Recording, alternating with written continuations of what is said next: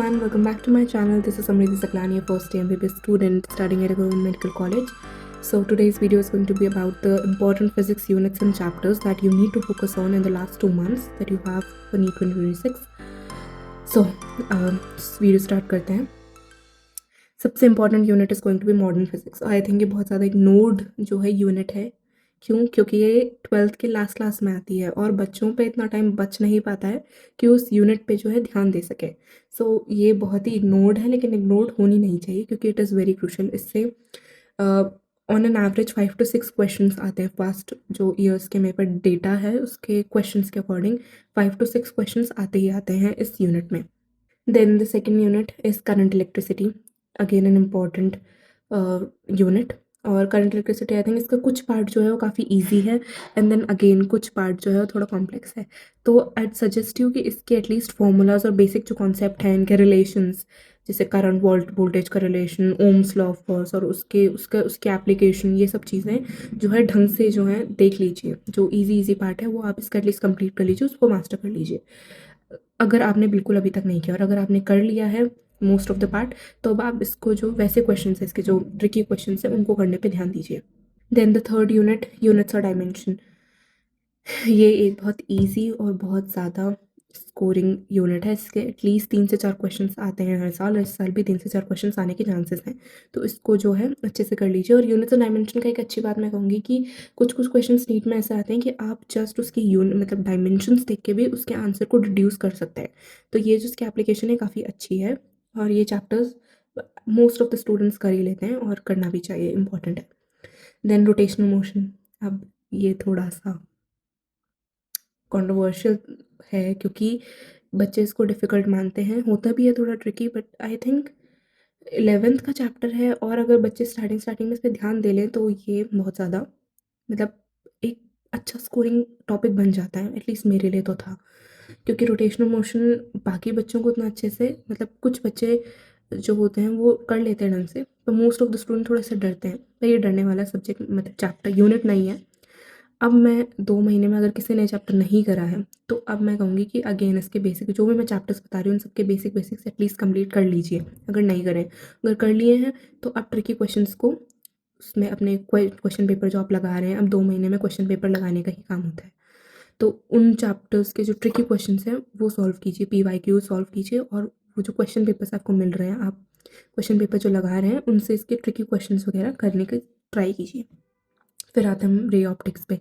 Ray optics again थोड़ा part इसका easy है, थोड़ा पार्ट डिफ़िकल्ट है, पर इसके जो डायग्राम्स हैं उनके एप्लीकेशन, जो रे डायग्राम्स हैं उनको कैसे उसको कैसे देखना है हमें और कैसे हम बताएंगे कॉनकेव कॉन्वेक्स, ये सब जो चीज़ें थी इनको ढंग से पढ़ लीजिएगा, उनके रे डायग्राम्स और इसके क्वेश्चंस ऑफ कोर्स आपको लगाने.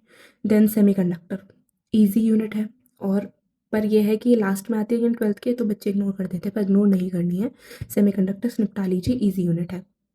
इलेक्ट्रोस्टैटिक्स अगेन ईजी है. इलेक्ट्रोस्टैटिक्स एक ईजी चैप्टर है, एक ईजी टॉपिक है, तो आप इसको कर सकते हैं आसानी से. और इसके क्वेश्चंस भी जो हैं वो आप कर लीजिए, इसके फॉर्मूले जो हैं ढंग से याद कर लीजिए. इनकी जो वैल्यूज़ होती हैं, जो फिक्स्ड वैल्यूज़ होती है कॉन्स्टेंट्स की, ये भी ढंग से याद कीजिए along with their units. That is important. कई बार यूनिट्स भी पूछ ली जाती हैं. ग्रेविटेशन अगेन ईजी चैप्टर है और आप कर सकते हैं. यूनिट्स पे ध्यान दीजिएगा, ये भी कभी कभी पूछा जाता है. Then thermodynamics and KTG. Thermodynamics थोड़ा सा कुछ क्वेश्चंस होते हैं जो ट्रिकी होते हैं, पर ओवरऑल मुझे जो लगता था एक इजी यूनिट है, क्योंकि थोड़ा सा केमिस्ट्री और फिजिक्स में इसमें डिफरेंस आ जाता है, पर बेसिक जो उसका फंडामेंटल कॉन्सेप्ट है that is basically the same. तो इसको ढंग से कीजिएगा. केटीजी ईजी चैप्टर है, थ्योरी है, बहुत सारी थ्योरी आ सकती है. एक बार अगर आप पे टाइम है तो NCERT पढ़ लीजिएगा. देन मैकेनिकल प्रॉपर्टीज़, सॉलिड्स और फ्लूइड्स. सॉलिड्स की काफ़ी इजी है. इसमें यंग्स मॉडुलस, बल्क मॉडुलस, ये जो मॉडुलस हैं इनके यूनिट अलॉन्ग विद इसके फॉर्मूलेज ये ढंग से याद कीजिएगा. फ्लूइड्स थोड़ा डिफ़िकल्ट टॉपिक हो सकता है, ऑल्दो आई लाइक्ड इट, क्योंकि वो थोड़ा मतलब उसको करने में दिमाग लगता था और मज़ा आता था मुझे करने में. पर ये थोड़ा है ऐसा चैप्टर जिसमें अब लास्ट के 2 महीने में पूरा ढंग से मतलब बिल्कुल मास्टर नहीं हो सकता है, पर आप मोस्ट ऑफ द पार्ट जो आपको मार्क्स अच्छे से दिला दे इसमें से वो हो सकता है. इससे 3 से 4 क्वेश्चंस आते हैं दोनों मिला के, फ्लूइड्स और सॉलिड्स मिला के. सो आप सॉलिड्स एक बार ढंग से कर लीजिएगा और फ्लूइड्स जो हैं उसके भी बेसिक एटलीस्ट कर लीजिएगा, जितने आपसे हो सकते हैं 2 महीनों में। अब मैं वो बोलूँगी कि कुछ जो यूनिट्स हैं, जैसे कि मैंने आपको बताई मॉडर्न फिज़िक्स हो गई, देन इवन करंट इलेक्ट्रिसिटी, इससे जो है कुछ कुछ क्वेश्चंस एनसीईआरटी से ही पूछ लिए जाते हैं, मॉडर्न फिज़िक्स से स्पेशली, मॉडर्न फिज़िक्स से, and then we have semiconductor. तो इसके एनसीईआरटी अगर आपको पढ़ने का टाइम है तो पढ़ लीजिए, ठीक है? ये जो चैप्टर्स हैं, एंड फिर हमारे पास बेसिकली यही है, एंड देन रे ऑप्टिक्स में भी कुछ-कुछ चीज़ें हैं एनसीईआरटी में दे रहा है कि आप अगर पढ़ सकते हैं तो पढ़ लीजिएगा। Solids, mechanical properties of solids को भी एक बार एनसीईआरटी से देख लीजिएगा अगर आप पे टाइम है तो। और KTG, kinetic theory of gases, वो भी एक चैप्टर है जिससे थ्योरेटिकल क्वेश्चंस आने के चांसेस हैं। तो ये सब जो चैप्टर्स हैं जो मैंने आपको बताए, इन सब चैप्टर्स को क्वेश्चंस लगा लीजिए, इन सब चैप्टर्स के फॉर्मूला जो है रट लीजिए, और उनके एप्लीकेशन भी ढंग से उनको प्रैक्टिस कर लीजिए।